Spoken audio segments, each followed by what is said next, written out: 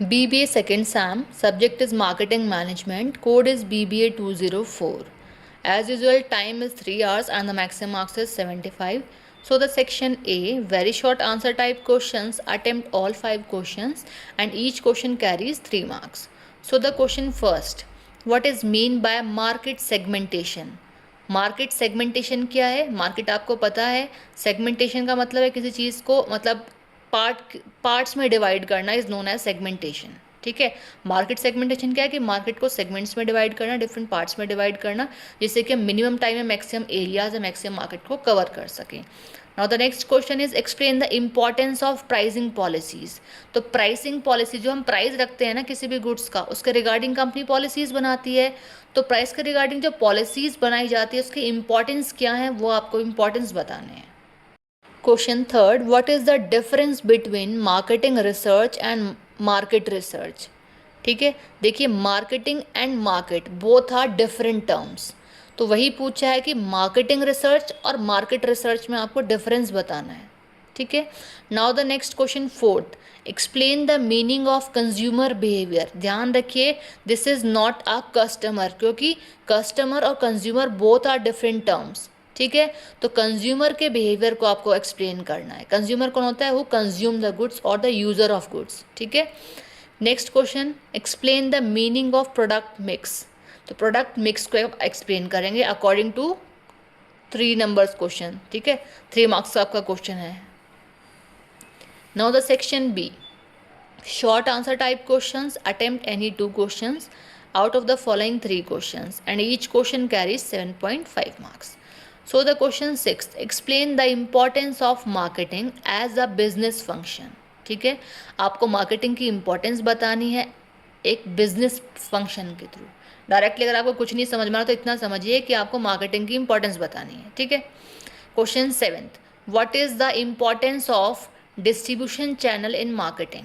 ठीक है, कि जो हमारे डिस्ट्रीब्यूशन चैनल्स बने हुए होते हैं, आपको पता है डिस्ट्रीब्यूशन चैनल क्या क्या होते हैं? नहीं पता तो आप मुझे कमेंट करिए, मैं उसके आपके लिए वीडियो अपलोड कर, वैसे मैंने की भी हुई है डिस्ट्रीब्यूशन चैनल की आई थिंक वीडियो, है ना, वो देख लीजिएगा। नहीं की है तो आप मुझे कमेंट करिए, मैं आपको वीडियो बना करके सेंड करूँगी। अब क्या है, क्वेश्चन है हमारे जो डिस्ट्रीब्यूशन चैनल्स बने हुए होते हैं डिफरेंट, तो वही कह रहे हैं कि डिस्ट्रीब्यूशन चैनल जो बने हुए हैं उनकी इंपॉर्टेंस क्या है, कि आखिर क्यों डिस्ट्रीब्यूशन चैनल्स बनाए जाते हैं। जेन्युइन सी बात है, डिस्ट्रीब्यूशन चैनल्स बनाए इसलिए जाते हैं क्योंकि हम गुड्स को मार्केट में डिस्ट्रीब्यूट कर सके इन चैनल्स के थ्रू। ठीक है, एक कंपनी से कस्टमर तक गुड्स पहुंचवाए जा सके इजीली।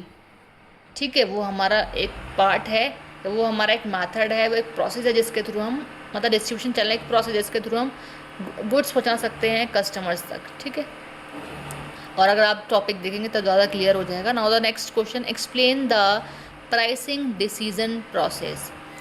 प्राइस के मतलब डिसीजन लिया जाता है किसके रिगार्डिंग? प्राइसिंग के रिगार्डिंग, कि प्राइस कितना रखना है, कब रखना है, कम रखना है, ज़्यादा रखना है, या 3 कैटेगरीज बनानी है हमें उसकी जो गुड्स की, जिससे हर एक प्राइसिंग हमारा मार्केट में आया, हर एक कस्टमर हमारा उसको परचेज कर सके गुड्स को।